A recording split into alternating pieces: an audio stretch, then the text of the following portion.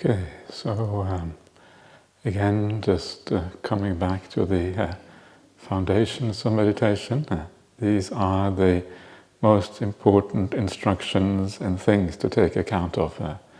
If you're able to find a really comfortable posture, it doesn't matter where that is, it is incredibly helpful, because then you feel steady, you feel like you can sit there for a long period of time. So make sure you find a really comfortable, at ease posture for yourself.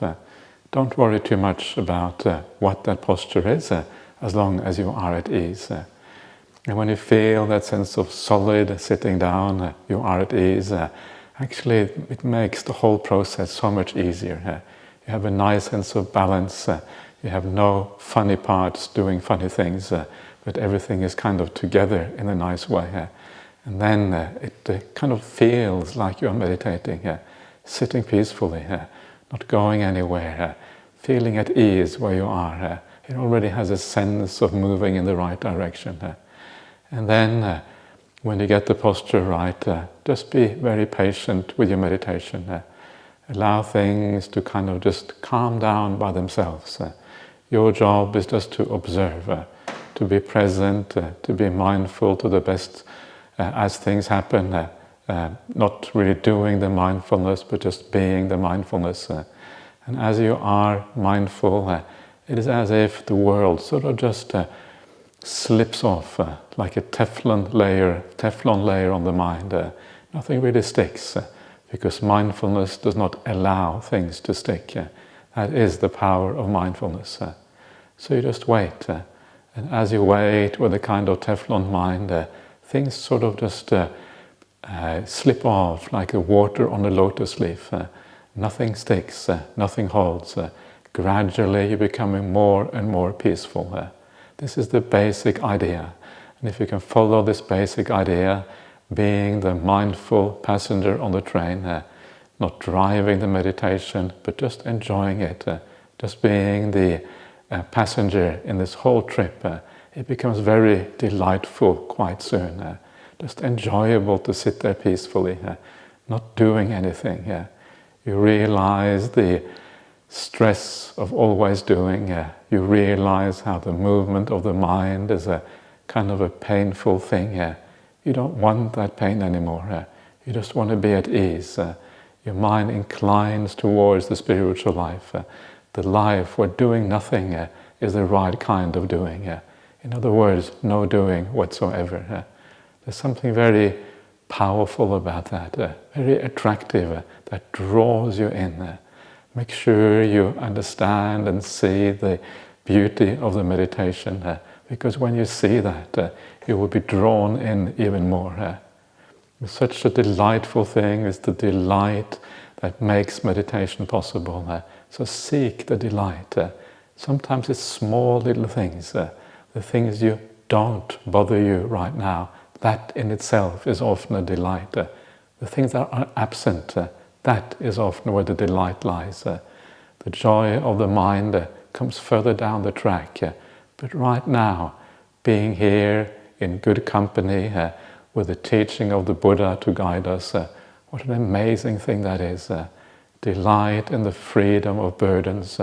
No work, no family, no house, only a few chores to be done. Almost nothing happening in your life. What an amazing thing that is. And allow that to inspire you and uplift you. Allow you to become peaceful and enjoying this retreat, and especially the meditation right now to the max.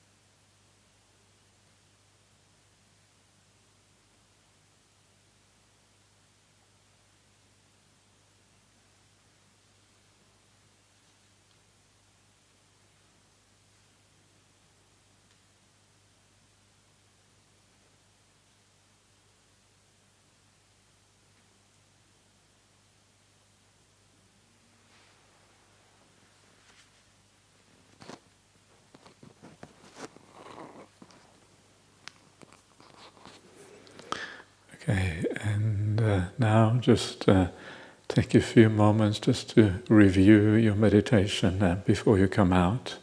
Just getting a sense for what works, how the process of letting go happens, and also the perceptions that give rise to good meditation. To try to understand the process.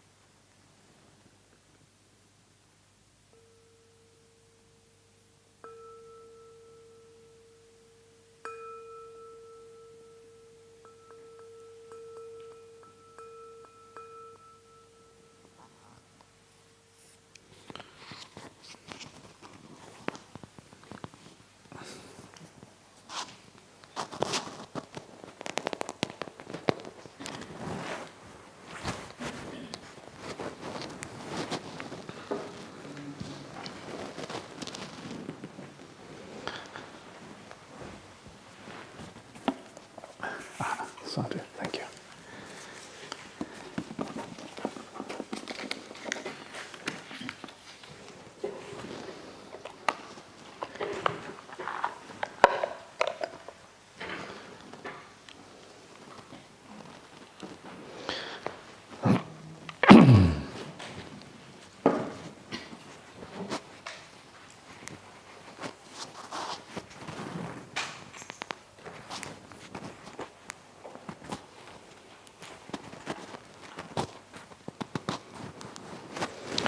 Okay, so let's do some Q&A and see what happens.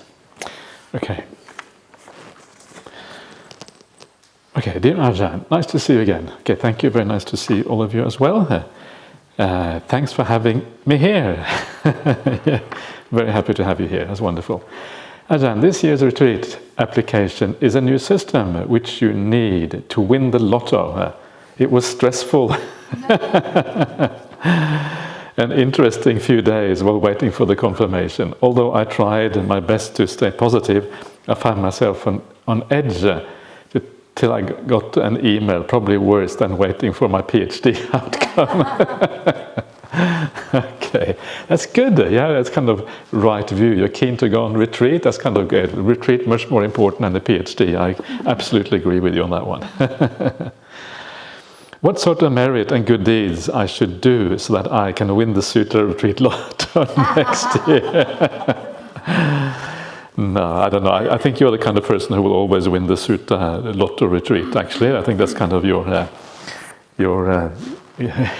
good karma already. It's probably already have a lot of good karma already. So I think it's just going to happen. So you just have to trust that and just carry on doing the right thing and don't backslide and just be a good person and do all the right things, and things will happen. And that's the way things are. So I think you're probably on safe grounds. That's what I say. Anyway, it's a very nice question to get. Okay, let's go on to the next one. Dear Ajahn, for the record, I like it when you use Pali words. Okay, great. Happy to hear that. So I'll use some too. What's the difference between Yoniso manasikara, Sangvara, and Sati Sampajanya? Okay. And what are the ways that they are similar? Do they loop around and influence each other? Thank you so much. I'm so happy to be here. Much respect and metta. Okay, that's wonderful. Yeah, we're starting the retreat in a good way. If you're happy to be here, you're going to have a good retreat. So that's kind of marvelous. So keep that up. That's really wonderful. So what are the difference between these words? So for those of you who don't know what they mean, Yoniso manasikara is often translated as wise attention. Yeah, it is when you attend to anything, when your mind goes towards something, you're attending, listening, seeing, whatever it is, that's attention. And how we attend, that's where the wisdom lies, or the lack of wisdom for sometimes. So it's in attending wisely is very much the foundation of the path. When you attend wisely to anything, you're moving in the right direction. Yeah, so wise attention is one of the core and critical components of anything to do with the spiritual life. And so when you start out, maybe you hear the Buddha's teachings for the first time. Okay, someone is adjusting the volume, I think. When you hear the Buddha's teaching for the first time and you feel inspired by that, then that is a kind of wise attention. Because you're listening in the right way. You understand that these are important words. And because you understand that, your mind leans in that direction. That is a kind of wise attention. Every time you do something in the right way on the path, every time you react in the right way, you do an act of kindness, you are generous, you think in the right way, every time you do that, it's called wise attention. Every time you go the wrong way, you're moving in the wrong direction, you make some kind of, you say the wrong thing or whatever, that's called unwise attention, ayoniso manasikara. So you want to maximize the yoniso manasikara and you want to minimize the ayoniso manasikara. This is what this really is about. So the relationship to that and samvara and sati sampajanya, samvara means restraint, the idea of restraining yourself so you don't react in bad ways. And sati sampajanya is often sati is mindfulness, sampajanya often translated as sometimes wise comprehension, sometimes full awareness, sometimes situational awareness. This varies, but it's the idea of feeling, knowing what to do in any given situation. So situational awareness is not a bad translation. So whenever you have that samvara, that restraint, or you have the sati sampajanya, and these are working for you, then you also have yoniso manasikara. Yoniso manasikara is that what makes all of these things work. That is at the root of everything. So yoniso manasikara goes with everything. Every time you attend in the right way is yoniso manasikara. These other terms are more specific. They're not as broad as yoniso manasikara. It's a kind of umbrella term for all of these things. So samvara, restraint, just means in the way it is used in the suttas, often called the indriya samvara sila, the good conduct or the ethical conduct of restraining the senses. This is the usual connection of samvara, how it is used, found in the suttas. And so what that means is that instead of just allowing your senses to run riot, when you see the lunch, you kind of straight away your mind goes crazy because you're seeing the lunch or whatever, or breakfast or whatever it is. Or maybe not so bad here, but maybe when you kind of go somewhere, you see some very beautiful potential sensual pleasures, and your mind goes a bit funny, a bit crazy, because you see something that looks very delightful to you. Or you see something you don't like, and maybe you get ill-willed, you get angry, you get strong sense of whatever, aversion or whatever. So these are the things we try to avoid in Buddhism. We try to have an even mind. The even mind is called the upekkha. You don't react, you're just observing. Upekkha means to watch, to look upon without reacting. That's kind of the idea of upekkha. You're just observing. It's one of the very high faculties on the Buddhist path. And so you learn not to be excited by things in the world, because you realize you're just disturbing yourself. Nothing too much to get exciting about anyway. Why are you getting exciting about all these things? Actually, a waste of time. It's not all that interesting. Much better to have peaceful meditation. Anger is certainly a waste of time. I think you will all know that already. And it's very painful. It has bad effect for your relationships. It leads to all kind of very serious problems down the track. So you obviously want to avoid that. So you want to find this evenness in the mind. That's samvara. You know how to look at things without getting excited or upset with them. That's the restraint. We'll maybe talk more about that later on. Sati sampajanya is usually used for what is appropriate in any kind of situation.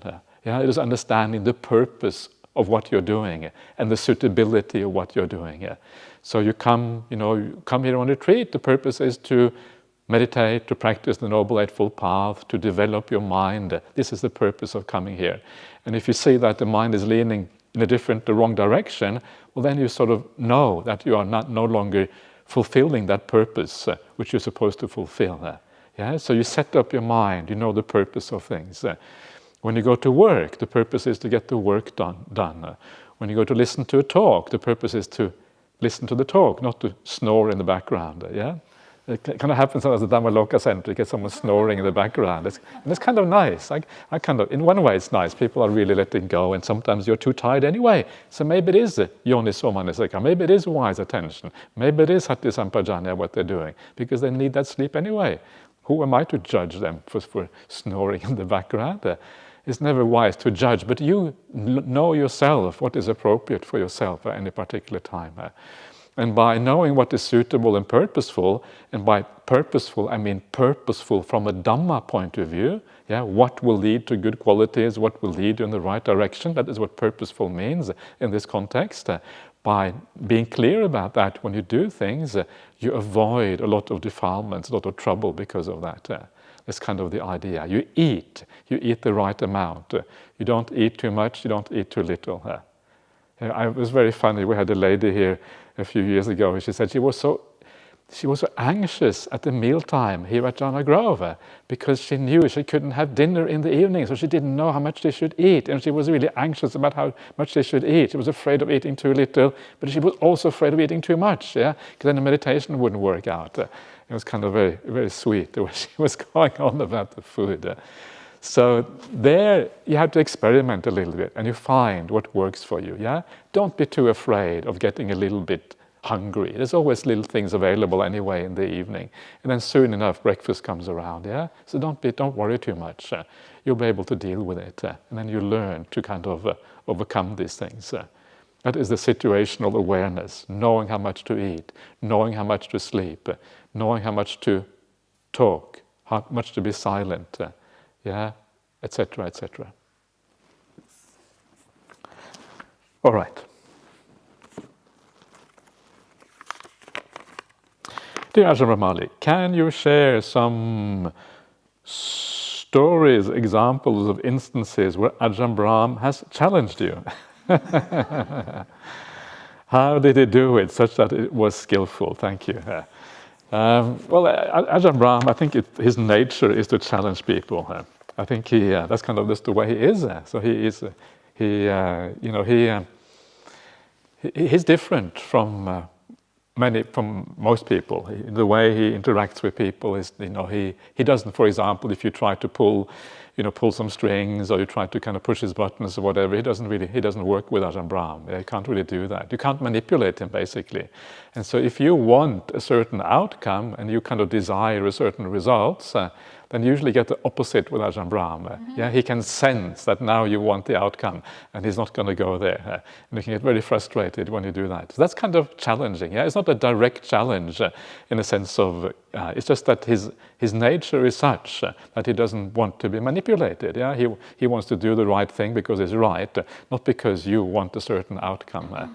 And that's kind of nice. You learn after a while not to try to manipulate or sweet talk or anything like that, because it doesn't work anyway. And that's kind of a very good lesson. So you present your case, and if your case is good enough, he will say yes. If it isn't good enough, okay, then it's sorry, can't, doesn't work. And so that's kind of how you do things with Ajahn Brahm.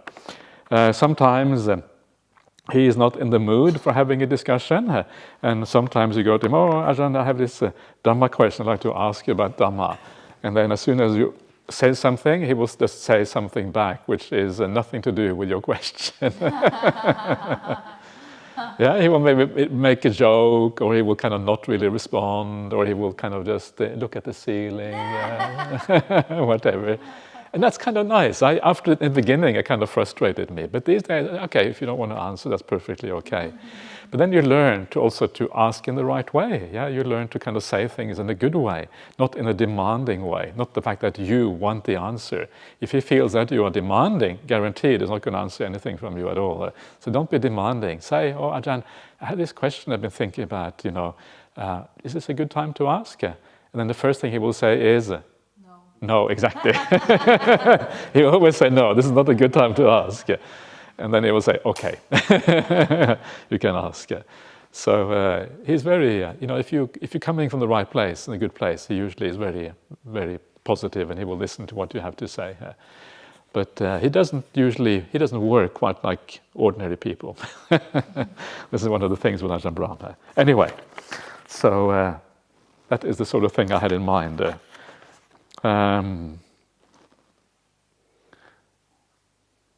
Yeah. Anyway, enough of that. Let's move on to the next one. Dear Ajahn, you mentioned the Buddha allowed saunas and walking meditation. Can you tell more about saunas? Did the Indians or the Buddhists invent the sauna, the story behind it? Should a monastery have a sauna with kindness? The Ajahn Brahm is not very much in favor of saunas, and fair enough, I'm not sure if we need a sauna. But the story, I think they probably existed in India already before that time. And whether they are exactly like saunas, there was a hot room. Yeah, it was like a room where you kind of sweated a lot, and that was supposed to be good for your health. So it's very similar to the sauna, but maybe not exactly the same thing. Probably wasn't quite as hot as the saunas can get. Saunas can get really, really hot, especially if you are from Finland. The Finns, the word sauna is a Finnish word. So next time when you see Venerable Mudito, you can ask him about saunas. He knows everything about sauna. Sauna. That's how you say it in Finnish, sauna. But the same idea seemed to have existed around the world for a long time. Yeah, this was part of the medical understanding in ancient India. And you're supposed to sweat. Yeah, and when you're sweating, it's good for your health or whatever. That's really all there's to it. And so there's all kind of rules about saunas, about how big they should be and how the chimney should be and the fireplace should be in the middle. There should be an anteroom where you kind of get undressed, and then you kind of, all of these kind of little rules. It's amazing how many rules is in the Vinaya Pitaka. It's just astonishing here. So did the Indians invent the sauna? I suspect that saunas probably, if the Indians knew about it, probably other people also knew about it. I can imagine. So should the monastery have a sauna? Yes. Okay. Yeah. Yeah. Don't know. I don't know what the answer to that is. We have one vote in favor. I don't know. I'm sure. So yeah. Okay. Sauna's nittitang. Sauna's finished.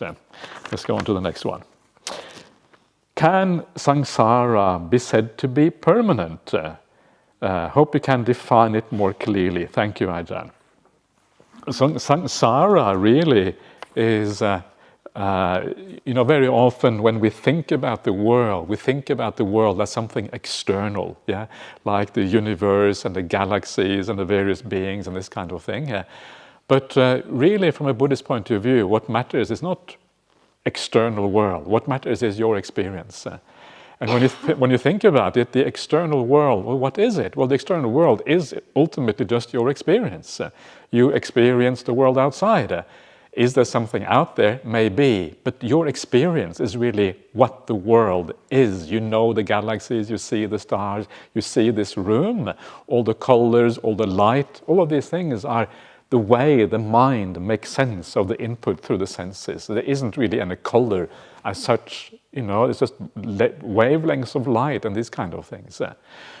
And so the world is something that is really our experience that is important. And so saying that samsara ends means that you attain nibbana, because when you attain nibbana, experience comes to an end. And that means your universe comes to an end. The universe as you know it, that comes to an end. Some other person's universe may not come to an end. Yeah? So for them, that samsara still goes on. But samsara is really the personal experience of moving on from life to life, being reborn, getting old, dying, getting reborn, getting old, dying, getting sick, getting fired from work, someone else dying, you're getting reborn in a heavenly realm, yay, heavenly realm. Dying in the heavenly realm. Oh no, dying in the heavenly realm. Yeah, getting reborn as a ghost. Maybe a bit like this one. Get reborn like this one. Yeah. Is it good to be reborn as Chewbacca? Not sure. So this is samsara. Yeah, samsara is your personal experience of going around and round. All right. Hi, Ajahn. You were saying that sometimes it is better to sacrifice your life than to regress in spiritual practice, and one should not be afraid of death. In my work, I sometimes face with some morality questions and was hoping to get your advice on how to approach this from a Buddhist perspective. In a hypothetical situation, if a train were to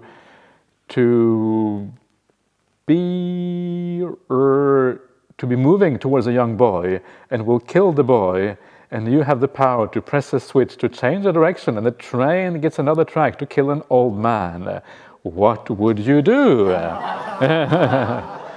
Not doing anything is also a choice. Yeah, this is a famous, very famous kind of thought experiment called, I think it's often called a trolley experiment. Yeah, it's kind of the variations of this. You know, you have the chance to, if there's lots of people on one track, there's only one person on the other. Would you switch it across to kill that person or whatever?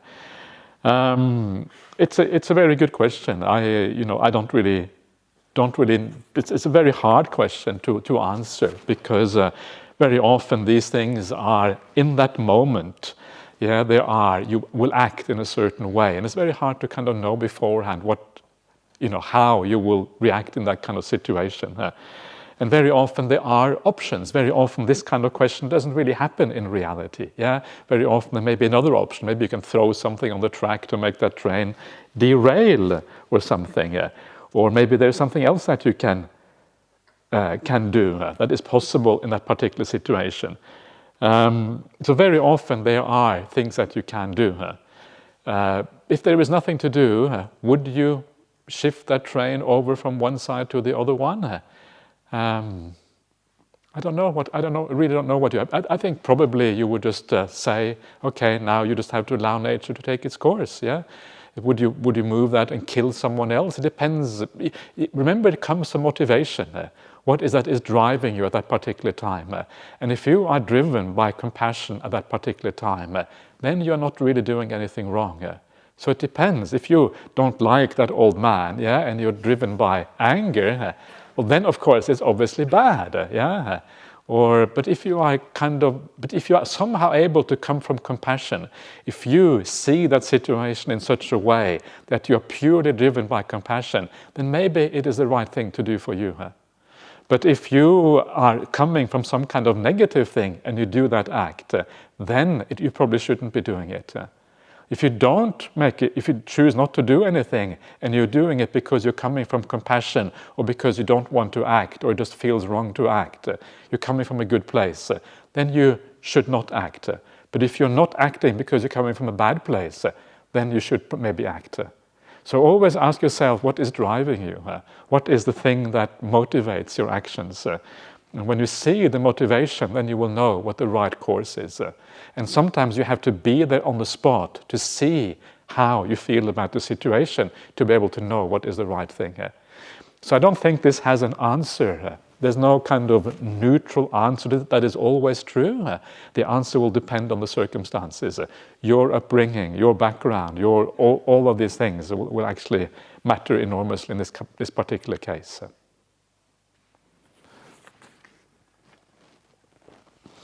All right. Hi Ajahn, you talked about asada, adinava, nisarana. Can you explain these again? Also, I think Majjhima Nikaya 13 explains these too. Can you briefly teach on this and also how we apply this teaching in practice? Many thanks. So this is a very famous triad that you find in the suttas. The asada refers to the pleasurable aspect of something. The adinava is the downside or the danger, and the nisarana is the escape, the freedom from that thing. And so almost everything can be divided into these things.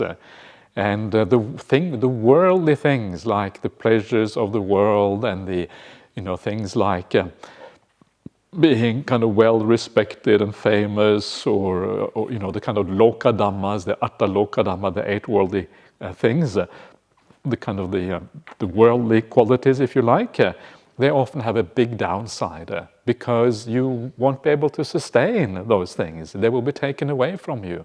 And so when you attach to things that you will taken away from you, that's when you see the downside. Yeah, so you want to build up things that actually, there isn't that danger. Yeah, the danger isn't really there in the same way. That's what you want to do. And that, of course, is found in the spiritual qualities. And so when you see that the pleasure in the senses is small and the downside is great, and that there is something else called the spiritual happiness that is far preferable, then the escape from those worldly phenomena become obvious. The escape is the spiritual path, and then you go beyond that. Yeah, so you see the danger in attaching to things in the world, and you stop doing that, or you reduce that gradually, and you practice the escape, gradually overcoming that. Everything we do on the spiritual path is geared towards overcoming these attachments. Every time you are kind, you are overcoming your attachments. You don't have to actively seek to overcome them. You can do that too, but you don't have to. The spiritual path itself leads you away from attachments. So Majjhima Nikaya 13 is the Chula Dukkha Kanda Sutta, I think, or is it the Maha Dukkha Kanda Sutta? One of those, either the Maha or Chula. Is the Dukkha Kanda Sutta is the whole mass of suffering, the shorter or the longer exposition on the whole mass of suffering. So yes, it talks about that. It talks about the danger, particularly in the sensory realm. How people must die and all of these kind of things. It's kind of mentioned in that sutta. I can't remember all the various aspects of it, but it talks about the dukkha of the five senses in quite a lot of detail in that sutta. So just have a look at it and see if you can probably recognize those things quite easily. So the way to use this teaching is basically to remember the downside of things. To see that in your life. I always really love the similes of the Buddha that he teaches in the Potaliya Sutta. These are similes that are very powerful to explain the downside of the five senses. They're not part of the sutta on this retreat, but these are, these similes are like the simile, the bird and the piece of meat, for example. It's kind of a very powerful simile. The idea here is the simile is of a little bird, like it holds of a piece of meat. Yay, piece of meat. Bird is very happy when they get piece of meat, because usually they have to eat grubs, and worms and what have you. And that's usually what they eat. Now they get a piece of meat. Very, very happy bird. Wow, so happy. And then it flies off, with this piece of meat, happy. And as soon as it kind of experiences that happiness, bigger birds come behind it. They also want that piece of meat, because piece of meat is rare in the bird world. All these birds want that piece of meat, and there is no mercy in the bird world. The bird world is rough and harsh, and if you have seen birds, kind of how they treat each other, you see them around Makuti all the time. It is not a pretty sight how they deal with each other. The magpies are with their red eyes. They particularly can be very vicious with each other when you see them kind of fighting over things. And that is a little bit what the world is like of the five senses. We are competing over things in that world, all the time. We're competing over partners.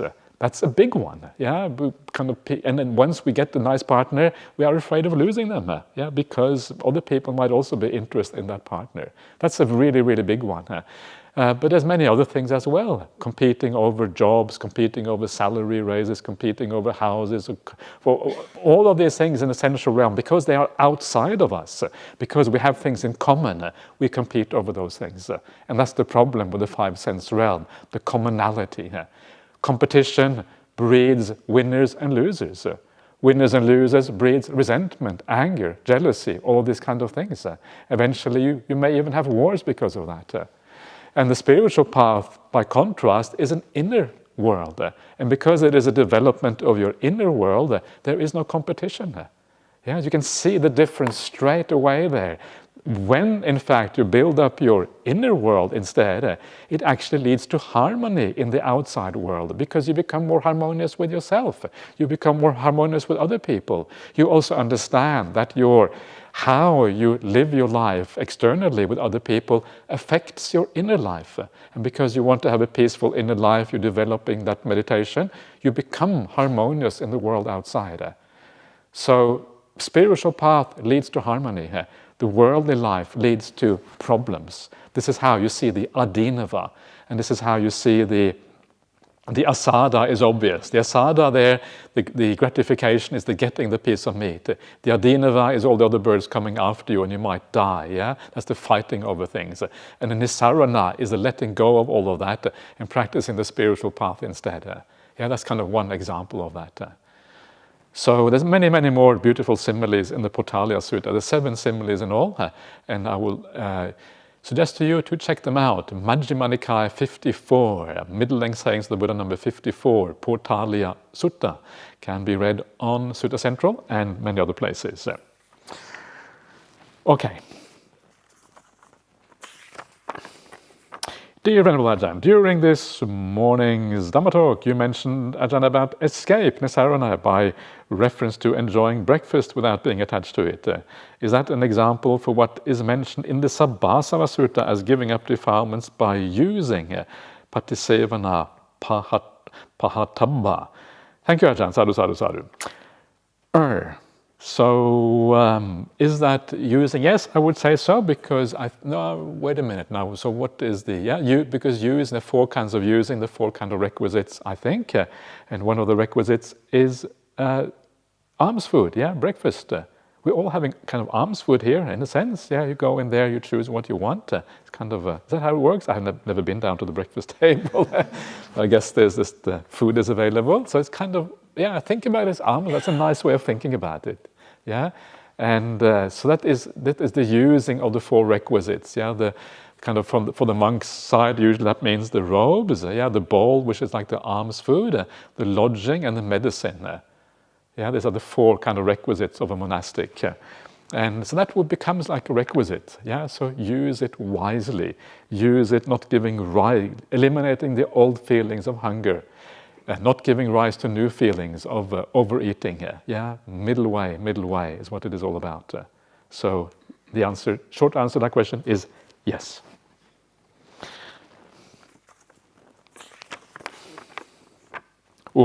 Same person, so I'm going to take something else in between here. Sadhu Ajahn, can you indicate our defilements, nivarana, eradicate, I think it is, not indicate, eradicate. Can we eradicate our defilements, nivarana, through the jhana permanently, or is it get surpassed? Please clarify, thank you. So you eradicate your defilements stage-wise. It's a gradual removement of defilement. That's why it's called a gradual training. That's one of the ideas we saw this morning about the ocean sloping gradually and the path working gradually. One of the things that is gradual is the removement of the defilements. So you do that, first of all, just by practicing the initial factors of the path, and the deeper you go on the path, the more deeply you are eradicating or getting rid of, or at least temporarily, those defilements.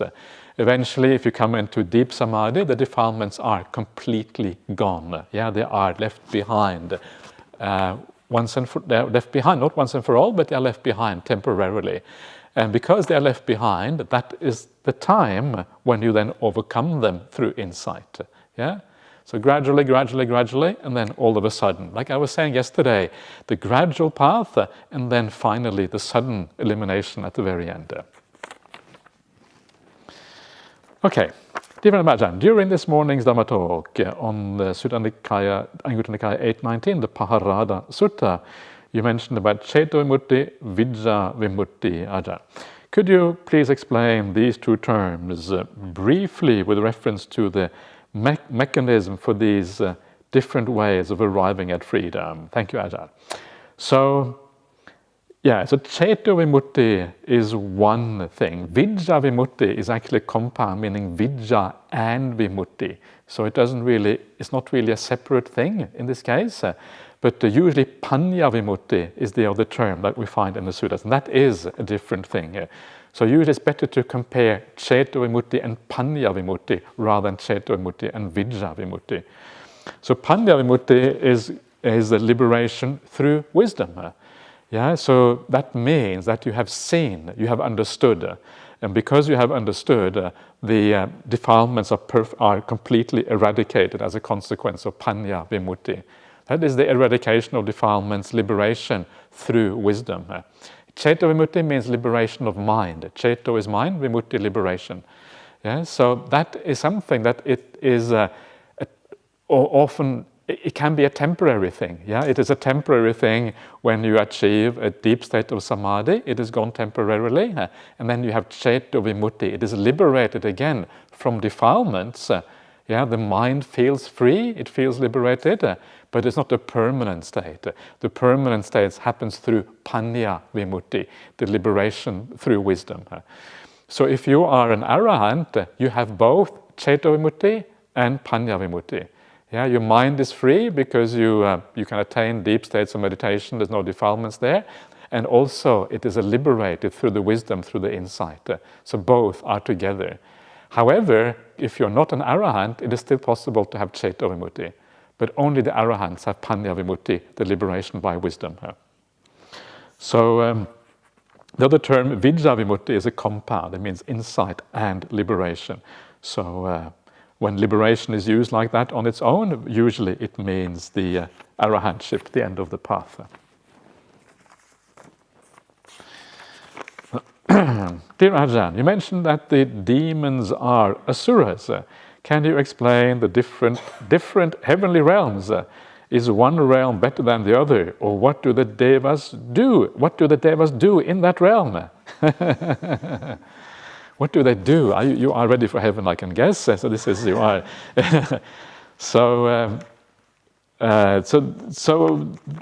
according to, in the suttas, they discuss kind of various realms that you can be reborn, and the classic description is the 6 sensual heavenly realms. They're all sensory, but I don't think these things should be taken as too fixed. Yeah, these things are movable, they are changeable. Everything changes in samsara, everything is in flux, everything is moving about, everything is always, nothing is really constant. And for example, the human realm is said to fluctuate between 5 years and 80,000 years. Yeah, so sometimes, actually maybe it's 10 years, 10 years and 80,000 years. Sometimes you only become 10 years old and then you die. Other times you become 80,000 years old and then you die. And you can imagine that that is a very different kind of human realm. A human realm where you only become 10 years old is going to be a bit like an animal realm. That's kind of the length of life that animals often have. But a realm where you become 80,000 years old is going to be close to the devas, yeah? So the human realm kind of fluctuates, and sometimes closer to the devas and sometimes closer to the animal realm. And the deva realms are similar. They fluctuate. They're not fixed things. They're always moving around. And so maybe sometimes there aren't 6 heavenly realms. Maybe sometimes there's only 5 or 4, or maybe there's 7 sometimes. I don't know. But the samsara is always changing. Nothing is really static. And so this is kind of the first thing, yeah, just the idea of different realms. It just means that you get, your mind is more pure and more refined, and then you get reborn in a corresponding realm. That's really all it means. So they get more and more refined. So the lower heavenly realms are sensual realms where you enjoy more sensual pleasures. As you go higher, they are more related to meditation practice, to the peace of mind. Yeah, Tusita realm is the kind of 4th realm up. It means the contented realm.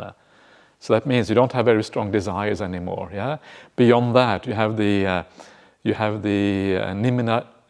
Nimanarati realm, which are delighting in creation. Yeah, so that's kind of a very creative realm. There's still some sensuality, but you can see it becoming more refined. Now you're like more the permanent artist, always making things. And the realm above that is the highest kind of sensual realm. That's the paranimitta vasavati, the ones who control the creation of others. These are the controllers in the world. The Mara is supposed to be from that realm, because Mara is someone who likes to control, yeah, other people and what they create. So you are kind of in charge. You are the boss of the entire sensual realm with everything. Yeah. So there's lots of variations and degrees, getting more and more refined. And as you go up these realms, the more peaceful your mind is going to be, and the closer you are to the Brahma Loka, the Jhana realms, etc., etc. And then the Jhana realms are beyond the Deva Loka, called the Brahma Loka usually. So what do they do in those realms? I guess they're just chilling out, having a good time, creating, doing things, identifying with the doer. So they are a bit like us, They are. It's it's obviously very nice. You don't have much suffering in some of these realms, and you're probably enjoying yourself a lot more than you are as a human being. But in the end, it has many of the same drawbacks you have as a human being. Eventually, you're going to have to die from these realms. This is imagine how scary that is. The better time you have, and then suddenly you start to fade away. That's apparently how the devas know they're dying. The light starts to fade. Oh no, I'm going out. You're like a light bulb, The light bulb, bing, goes out, That's kind of what happens, because they're bright beings. And one day the light bulb goes out. And that's kind of scary, because you had all of this happiness, and you have no idea where you're going to get reborn. I hope I don't become one of those kangaroos in Ajahn Brahmali's monastery, that would be, actually, maybe. So at least I hope, whatever. So sometimes we think about getting reborn in Devaloka, but remember the downside of that, It is not really lasting. Once you come to the end of that life, well, you're back to, it's like snakes and ladders, you're going down to the beginning again, quite possibly, depending on your karma, whatever happens next. So I think Adinava again, the asada of the heavenly realm. Yes, it's fun. Adinava is going to have an end. And the end always comes very, very quickly. Just like human life. Before you know it, it's come to the end of your life. What happened? Happened to all those years. I've been a monk for 30 years. Can you believe it? It's kind of amazing. I feel like I started yesterday. It's like gone like that. I've lived in Australia just over half my life now. And I can't really believe I've lived here for half my life. I can't believe many things I can't believe these days. It's just weird, how how things seem to go very, very fast. And that heavenly realm is no different. So I'm not sure if I have really answered your question, but there you are. That's what you're getting for now.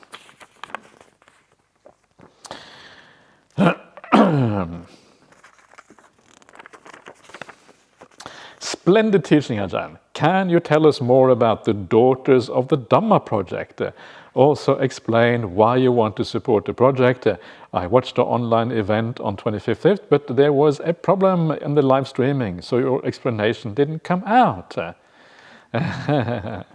Okay, it's a little bit on the side of what we're doing, perhaps, but I can give a little bit of an idea. I'm not sure, maybe it was still recorded, so it may still be recorded and available properly through a recording. I'm not sure. I heard someone who had seen the recording said it was, I got the impression it was all there. This is a project of setting up a monastery for bhikkhunis in Sri Lanka, for nuns in Sri Lanka. And when I was in Sri Lanka last year, just over a year ago now, I saw what the situation was like for nuns over there, and it was very difficult. Not getting good support. Sometimes they had to work to make ends meet, and that is not supposed to be like that for someone who renounces. Very often they didn't have good teachers. They're lacking teachings in Dhamma, in the Suttas, lacking teachings in the Vinaya, understanding the Vinaya, the rules and regulations properly, lacking proper meditation teachers. I asked them, well, where do you get your meditation teachings from? They were getting good results in meditations. They were really good nuns. Who is your teacher? Oh, this book is my teacher. I said, what? A book is your teacher? Who wrote this book? Oh, this fellow, this monk called, who died a long time ago. He wrote this book, and that's my teacher now. That's not really satisfactory. It's good to have a living teacher, someone you can interact with, you can ask questions from. Otherwise, it's very difficult. And then most of the monasteries were in the cities. Very few nuns in Sri Lanka were actually living in the forest. There are a few, but very, very rare for that to happen. And so I felt it was kind of a shame. I was seeing this kind of strong movement in Sri Lanka. Sri Lanka has been one of the countries that have been the forerunners in bringing back the nuns in the Theravada tradition. So many kind of positive things going on, but it hasn't really been followed up all that well, giving them really kind of good training. And so I saw a market opportunity, a market gap. Now we have a chance to kind of enter something here. And one of the great things about the Buddhist society over here is that we have quite good training. We do understand the Vinaya. We do have a good understanding of the suttas. We have good meditation teacher in Ajahn Brahm. We have all of those things that they were lacking. And so it occurred to me when I was there that, well, we have those things. They don't. We have a very strong group of lay people on the ground in Sri Lanka. This is the Ajahn Brahm Society of Sri Lanka. They organize retreats and things over there all the time. There is a bhikkhuni there who used to be at Newbury, who's now living in Sri Lanka, who actually wants a monastery. She's a really, really nice bhikkhuni, intelligent, good meditator, has all the qualities you would want. And so I thought all the factors are there to set something up in Sri Lanka. So why don't we do that? And that will be able to have common teachings, maybe over the internet or what have you, in a nice monastery that is well supported with all the right kind of things. And what a wonderful thing that would be if we can kind of be a beacon for the Bhikkhuni Sangha in Sri Lanka. Then those bhikkhunis or nuns in Sri Lanka, they can come to Perth and train with us for a while. Yeah, maybe go to Dhammasara Monastery for a while. Some of the nuns at Dhammasara can go to Sri Lanka and go to a real Buddhist country here. Yeah, with real forest and real jungle, and be able to practice in a kind of beautiful way over there. It's very inspiring to go to Sri Lanka as a monastic because it has that ancient history, it has the Buddhist culture, and it has really suitable places to meditate. It has so many things coming together in Sri Lanka. And so I thought this could be a good thing for the BSWA, it could be a good thing in Sri Lanka. We can work together to build something up. And so I brought the people there together and I made this suggestion, and people were incredibly positive. That was kind of really astonishing. I said, well, what do you think about doing this? I was kind of waiting a barrage of no's. No, that's not going to work. It's impossible. We've tried this before. Yeah, go back to Australia. Yeah, or something like that. But nobody said that. Everyone was really positive. It was almost as if they had been waiting for a project to do. It wasn't enough just to invite Ajahn Brahm and occasionally myself to Sri Lanka. Almost they wanted something more. Everyone was positive. The monks, the nuns, the lay people, everyone. The only person I didn't know about was Ajahn Brahm. No idea what he was going to say, because it was just my idea on the spot. Yeah. So I said, yeah, okay, but don't keep your hopes up too high, or because Ajahn Brahm is he's kind of the uncertain, very highly uncertain factor, in this whole thing. And you never know what Ajahn Brahm is going to say. He's completely, utterly unpredictable. This is kind of one of the things I love about Ajahn Brahm. So I went back and said, oh, Ajahn, please, I ask your forgiveness, first of all. I was feeling a bit nervous because I know that he, sometimes he kind of feels that you kind of go too far, or you have kind of started things that you don't know how to stop, or whatever. Yeah. But Ajahn Brahm was like, I said it to him, and he said, wow, that's a really good idea. That's what he said, straight away. And I thought, what? I was really surprised. And then I went to Ajahn Hasapanya, and she thought it was a good idea. And then we set together a kind of little committee of monastics here in Australia. That committee is Ajahn Hasapanya, Venerable Karunika, and myself. And we are kind of supporting this from afar while they are doing everything on the ground over there. So now it is happening already. Now they have an organization that has been approved by the Sri Lankan government. Now they're already looking for land, and things are happening here. So it's a really inspiring project, and I think it will be very interesting to see how this goes. And so that is what is happening here. And because I was the one who kind of started this, I feel a bit obliged to follow through. This is how you become very busy as a monk. So if you ever become a monk, then be careful what you get yourself into. So, but it's very, very inspiring, and I've just been overwhelmed by how positive everyone has been and how this has been moving forward. So it's wonderful. So if you want to support this project, then you will obviously have the opportunity to do that. So yes. Great. So let's go on to the next one. Dear Ajahn, whilst explaining the Paharada Sutta, you mentioned, Ajahn, about Paharada, the leader of the Asura realm. In a few other suttas, the name Vipachitta, yeah, not sure of the spelling, yeah, I think it's Vipachitti or something like that, anyway, close enough, is also mentioned as the leader of the Asuras. And there's also Rahu, right? There's kind of many of these so-called leaders of the Asuras. Would that mean that there are different leaders for different sections? Yes, maybe there are kind of different sub-realms in this realm. They have Rahu, they have Vipachitti, and they have Paharada as the leader. Maybe there are others as well, the kind of the subdivisions of the Asuras. Maybe, or maybe there are different names for the same. I was going to say person, but I'm not sure person is the right word. The same Asura, maybe. I think that is going to have to be a little bit uncertain exactly what's going on, but guaranteed that these realms have different sections. Yeah, you're going to have the Buddhist Asuras, you're going to have the Muslim Asuras, the atheist Asuras, the kind of the ones who worship the Nordic god Asuras, and all of this kind of stuff is going to be there. This is kind of how these realms are. Note you explain this to some extent when you say that in all such realms there are beings belonging, yes, exactly, to different beliefs. Yes, so something like that. Yeah, all of these realms, they are very similar to the human realm. Yeah, we also divide in this way. The Buddhists come together, the Muslims go to the mosque, yeah, and the Hindus go to the Hindu temple or whatever. We kind of divide human society also in that way. Yeah? So the heavenly realm are probably like a mirror in many ways of what we find in the human realm. This is just what we are like as human beings. We find our little subgroups in this way. Yeah? Okay, thank you for your teaching, Ajahn. Where does Paharada reside in the Devaloka? Wow, people enjoyed this one. Yeah. But I thought they are demons. So are devas good or are they demons?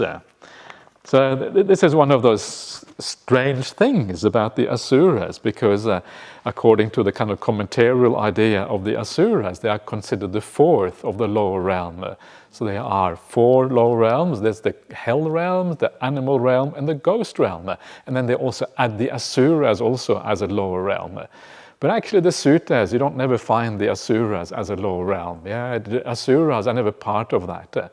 The Asuras are always part of the Tavatimsa Loka, the second realm up from the human realm. You have the Chattu Maharajika Deva, which is the lowest one, and you have the Tavatimsa Devas, which are the second one up. And that is where they are, and they're always kind of fighting with the Devas, so they must live in that realm, because how can you fight with someone if you're not in that realm? Yeah, you have to be there somehow. And someone did a study a while ago, and according to their study, they reckoned that the evidence was clear that the Asuras actually belong to the heavenly realm, and they're not really a lower realm. So maybe the commentarial explanation is that they are kind of lower in a certain way, but they still belong to the heavenly realm. Maybe there is a way of making this work out in the right way. I'm not sure exactly what the commentaries say. I'm no expert in the commentaries, and often there may be ways in which that both are actually right at the same time. That they are devas, but they're kind of a lower kind of devas maybe, or something like that. So, are they demons? This is the thing, right? Are they really demons? Maybe demon is not such a good name, because it kind of doesn't give the sense of deva. Yeah, it gives a kind of one of the other names for Asura. There is another god in the Zoroastrian system, and the main god in the Zoroastrian system is Ahura Mazda. Ahura is the same word as Asura, because H and S are interchangeable in the Iranian and the North Indian languages. Yeah, you have the Hindu and Sindhu, the same word basically.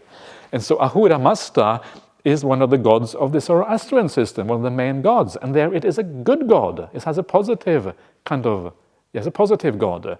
So maybe they are more positive in the Indian system as well. Maybe.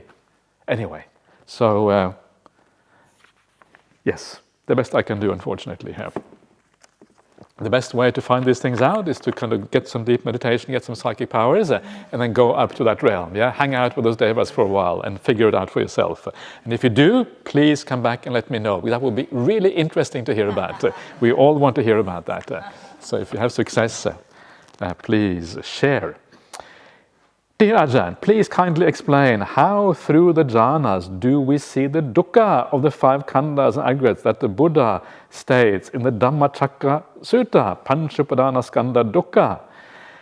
This is only the beginning of the retreat, and you already want to have the most powerful insight into, wow, maybe you are doing incredibly well and you're already having the jhanas, then that is marvelous if that's the case.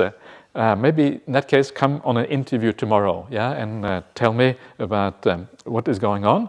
But it is true, sometimes it is important to have the map in mind before you actually get there as well. So I can understand why you do that. So how you do it is, what you do is you get into the jhana. When you get into the jhana, almost everything has already been left behind. All that is left is this very, very refined experience called jhana. Then you contemplate that jhana, and when you contemplate that jhana, that is the remnant of the 5 khandhas are now confined to that jhana. That is all that is left of the 5 khandhas is that jhana. So if you contemplate that jhana state, then you are effectively contemplating all 5 khandhas, because the other khandhas have already been abandoned. This is all that remains. And so if you're able to contemplate that jhana as impermanent, as unreliable, ultimately as dukkha, that is how you do this. That is how you get out of this. You come out of the jhana, make this contemplation, and then that's where you can make the breakthrough in accordance with the Dhammacakka Pavattana Sutta. Okay, hope that makes sense. If it doesn't make sense, please feel free to ask again. Hello, Ajahn. What has Star Wars to do with Buddhism? What is Chewbacca doing in the Sutta retreat? It's a good question. The reason Chewbacca is here is, I will tell this very simple reason. Chewbacca is going to be auctioned. I don't want to be auctioned. He doesn't want to be auctioned. He says, oh, okay, well, I want to stay here. He wants to stay here. Okay.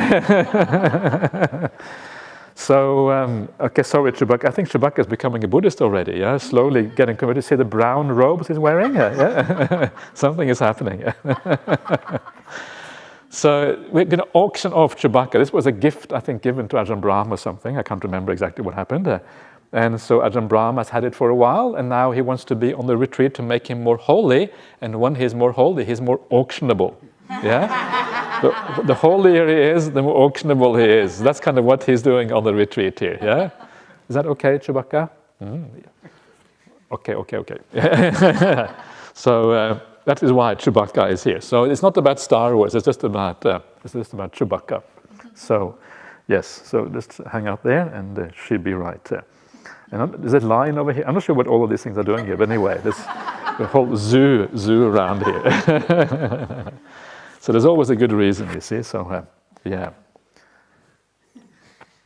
look at that pile of teddy bears over there. Isn't that this says something about the Ajahn Brahm kind of meditation, doesn't it? The pile of teddy bears. Not just teddy bears, there's gorillas over there, there's all kind of stuff. Winnie the Pooh is over there. What else? Okay, anyway. Okay, so we have the last question for tonight. Hi, Ajahn. Thank you for getting me interested in sutta readings. My work is busy, and I typically feel that my body is tensed up at the end of the day. Any tips for how to be mindful and relaxed during the day? I meditate at night, but feel that maybe too late to unwind. It is so hard to be mindful when I have to read 100 emails per day and clear all these emails by the end of the day. Do you feel the same answering 100 questions every day? I don't, this is kind of nice, when you answer sutta questions and dhamma questions. It's kind of nice. It's very hard to get tense when you answer these kind of questions. But sometimes when you have too many things to do, I think everyone has that problem. It can get a bit tense, get a bit tight. So I guess what you should do is that if you feel the tension arising, close your eyes before it's too late. Take a 5-minute break, get a cup of tea, sit back in your chair, put your legs on the table, and turn off the blooming computer so you can't even see what is going on with the computer. You have no idea what's going on. Don't wait till it is too late, as you say. But So that is one way of doing it. The other way, of course, is to, when you answer these questions or you reply to the emails, do it in a way that is more Dhammic. Do it in a way that you're doing something out of compassion for the person you are responding to. Okay, I'm going to be kind to this person. And when you are kind, you take a little bit more time with the email. Yeah, you don't kind of rush through it so quickly because you're putting some kindness into it. And then if you can't answer all those emails, that's okay, don't answer them. If the boss says you didn't answer, say, okay, sorry, I was kind to the customer. That is more important. Yeah, and it is more important because then if you put kindness into it, you actually create something positive out of that. That is really worthwhile. It is worth a lot of money. And if your boss doesn't understand that, it's not worthwhile having them as a boss. So that's what I say. So I'm going to be hopeless, as you can tell straight away. It's not going to work. Yeah. So something like that, yeah. Just try to have a different kind of attitude to those emails, whereby you put some Dhamma into it. It is so important that everything we do in life is about Dhamma at the end of the day, because if it is, that's when you're really going to make progress on the spiritual path. So make it into Dhamma somehow. Know when to stop and rest a little bit, yeah? Find little ways that work for you. The attitude, everything is really in the attitude. When the attitude is right, things tend to work out. All right, everyone, that is all for tonight. So I wish you all a wonderful rest this evening. Please have a good sleep, and then we'll see you back here again tomorrow morning. So as always, let's finish off the day by doing the Arahang Sammasambuddho.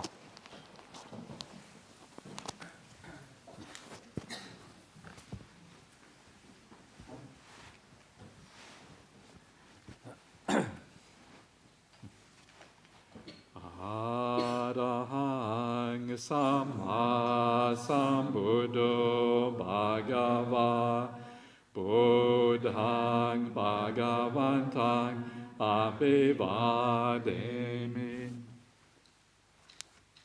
Svakato Bhagavata Dhammo Dhammang Namasami Supatipanno Bhagavato Savaka Sangho Sangang Namami